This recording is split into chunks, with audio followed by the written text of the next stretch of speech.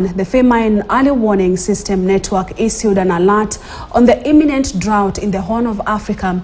However, coordination between the national and county governments as well as sector players to streamline and synergize efforts to respond to climate change impacts remains a big challenge. Is there anything that can be done to avert the next drought? In studio, we are joined by Mohamed Ahmed Arai, the former Deputy Governor, Mandera County. He's also the Chairman, Nomadic Assistance for Peace and Development. Abdikadir Aden Abdullah is also the Director, Consortium of Cooperating Partners. Thank you so much, gentlemen, for making time for us. Thank you. Yeah, and we are talking about harvesting. We're witnessing harvesting some different parts of the country, and therefore the conversation is that right now we have some food, but what is happening in the pastoral communities? Yeah. Thank you, Purity, for giving us this opportunity. Yeah. I think for the pastoral communities, right away, it's a period of recovery. Remember very well that there was a very big drought that hit us hard. Yeah. And the economic backbone of the pastoral community is livestock. So it is now that the cows are about to deliver. There has been no much change. Of course, they have grown fat, and at least the stability. There is a market, they can be able to sell the livestock. Yeah. But ideally, the situation has not that improved actually. So at this period, first the expectation is high in terms of milk production, because in a month or 2 months' time, the animals will be able to deliver. Yeah. And I think there will be adequate milk. Of course, for those who are doing some bit of farming, these rain-fed farms, they have started harvesting, and I think there is adequate food for those people who have planted. Yeah. All right, and for you, Abdikadir, maybe you can start by telling us what the Consortium for Cooperating Partners does and which areas you're based in the semi-arid counties. Yeah, thank you, Purity. Consortium of Cooperating Partners has been operating for a bit of time now in Mandera in collaboration with the World Food Programme. But before I dwell a bit on the COCOP programs, I want to just interject into what His Excellency, the former Deputy Governor, has just said. Yeah. The pastoral community has got a peculiar background, and the lifestyle depending on the livestock. In the old days, they have systems in which they cope when there's a drought. For example, like, reserving some of their food, dividing the herd and send the stronger ones to far away places, and the other ones within the homesteads. They have a lot of strategies. Yeah. And then when the drought becomes so severe, the village have an arrangement of calling a meeting, and everybody should kill an animal now so that people don't die because of food. Yeah. And this is there's a system they call tie your dog. It means you must kill yours, I kill mine, your dog should not come to me, and mine should not come to you. They have that kind of system. Yeah.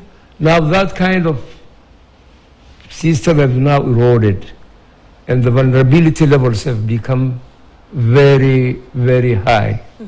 So it comes now time when it is depending on assistance from the government, donor communities, and that kind of thing. Yeah. COCOP deals with relief food program in collaboration with WFP. And this now, Purity, drought in what you used to know is no longer in that sense. Yeah. Drought used to be few years, good seasons, and you get a drought. Now it is continuous. Yeah. What we are now talking, for example, like the last drought, is a failure of five consecutive seasons. Yeah. That is no. So this is the issue of climate change. Yeah.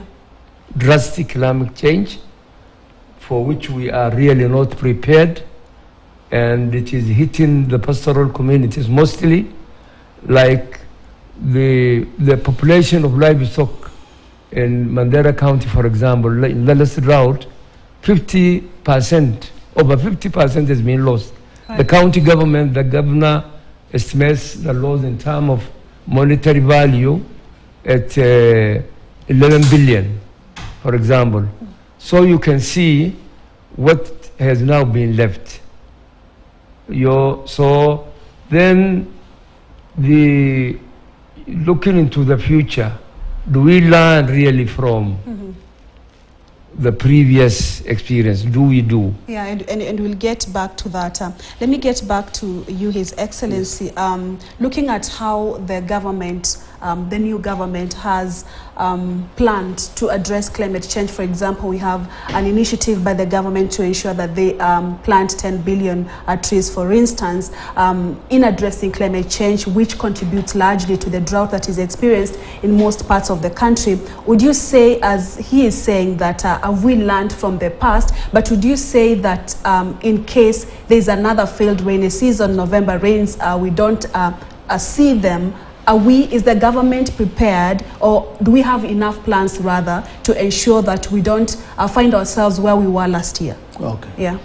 Thank you. I think purity, first, drought is a phenomenon that is there with us. Yeah. It's a natural disaster, and it has to be with us. Now that there's issue of climate change, the frequency is increasing time and then. As Abdikadir has said, there have been 5 consecutive rain failures. This has resulted to a severe drought that has gone to even farming, and in fact a lot of assets have been lost, livestock and even humans sometimes. For the government to initiate this issue for 5 million trees, of course it is because of this gas emission that the climate change has really hit us hard. Yeah. And I think if we'll be able to plant 15 million trees. This is an initiative by His Excellency, the President of the Republic of Kenya, along with other actors, environmental actors. I think that will have an everlasting change on our ecosystem. But more than that, as we are planting those trees, already there is a lot of logging that is going on at this particular time. And I think what we need to do is logging and the planting, we have to see which one is more. Of course, logging can come rarely once in 10 years or so, so that we can have these trees grow. But once you plant the trees and then there's the logging that is going on the other side, I think we'll not be going fast. So what we need to do is strengthen the tree planting and reduce cases of logging of trees. This will bring an everlasting change on our ecosystem. Yeah. So I think we need to strengthen the trees, of course, growing of trees. Indeed, I will appreciate Mandera County has initiated a lot of tree growing. It's growing actually, not planting, it is growing of trees. Yeah. And you will see that in terms of coverage, it has greatly improved. Because with the former governor and the new governor also picking up on the issue of trees, especially in planting in sub-counties and wards and etc., I think that is going to have an everlasting impact on our ecosystem. As pastoralist community, of course, we have been really hit by this issue of drought. Yeah. And what we need to do is, of course, we have pastoral livelihood. There are 2 types of livelihood there. Of course, there are also farming activities. We have been endowed with a river that meanders almost 200 kilometers along the Mandera, Ethiopia-Kenya border, that starts from border point 1 and ends in Malkamari. Yeah. If we can be able to strengthen farming in these areas and growing trees and fodder, I think we'll be able to save the livelihood of the pastoralist community during times of drought. There's one time that we initiated as an APAD an initiative to join together these pastoralist farmers and the riverine farmers. We have put also on board the county government. Right.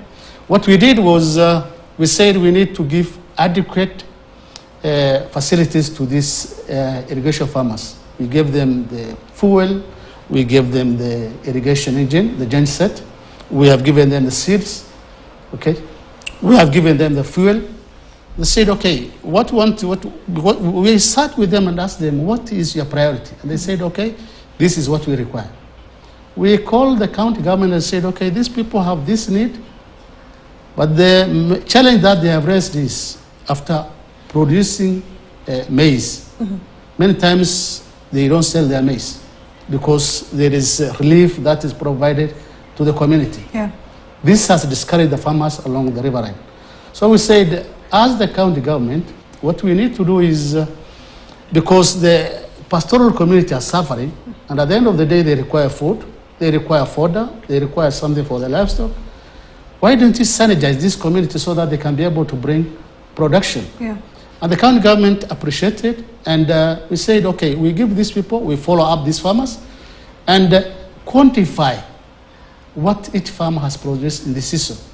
And possibly give reward to that farmer and tell him that this has been the best farmer and this. Equally, we need to buy from these farmers the maize and put it in store. Yeah. We need to buy from these farmers the fodder and put it in store because drought will come. And during the time of drought, the government does not really need to run up and down. What they need to do is get their stock, provide for the pastoralist community, because those are the people who will be greatly affected during times of drought. Right. And then provide also fodder to their livestock. So in this way, we are synergizing the initiatives of two communities to respond to a severe drought. Right. And Abdikadir, again, let me engage you on the same, whether the government has enough strategies to avert the next drought in case the impact of climate change, of course, interferes with the patterns of the rainfall that we experience. Thank you very much. Yeah. The National Drought Management Authority is a government institution, and the system that is put in place, which gives you the early warning systems at different stages, which gives you the point at which you trigger response, is in place. Also, at the county level, there is the county steering group where all the development agencies and the government, the county government, national government, a forum for all those where they share what the other, which each institution is doing and how they target the areas. Now, the issue of government preparedness and planning. Does the government have the resources they need to plan for these mitigations? Most of the time what happens, the government depends on even the civil societies. You depend on the donor community. And the donor community will exhaust the early warning systems. For example, it is alert, it comes to, you know, after alert, it comes to, what do you call, alarm, and then emergency. That is the time. By the time the early warning system reaches the emergency level and it now creates the awareness of the donor and the intervention, a lot of things have gone haywire. Yeah. You know, so many people have lost their livelihoods. So, but for the last drought, Mandera, I think, must be one of the best organized county in terms of trying to intervene, because there is a very good coordinating system in place where His Excellency the Governor himself chairs those meetings, and whichever assistance come through the civil society or through other government institutions are all coordinated from one place, and that way we were able to manage that drought. So I think the best solution for the pastoral community is to build the resilience of the community to be able to cope. Their traditional system is eroded now. And they are not able to catch up with new system which is in place. So then the livestock policy. Do we have does the government have a policy for pastoral, the livestock policy? Like, do we have for coffee farmers, for these other farmers? Do we have policy like that? The market, His Excellency has talked about the markets sometimes weekly going on. But when there's drought, the market collapses. They will not, they don't have where to take their livestock. So the county system, the devolution system should be able to improve and do better than the centralized system we have had, because they are very close to the community. Of course, they are being given resources from the national government. So if we plan better and allocate some of the amount of money we get to the pastoral communities and how we can improve their life, I think then the other thing is, do we really, is the life, is a pastoralism as it is now, does it have a future? Do we look at having some change of the people, say, like alternative livelihoods, like, I mean, dry land farming, for example? His Excellency has mentioned the Dawa River where we use some irrigation, but that one, the cost of production is very high. Look at the energy. They use fuel-generated engines, and the fuel is just, if it is 170 something in Nairobi, what do you think what will be a liter in Mandera?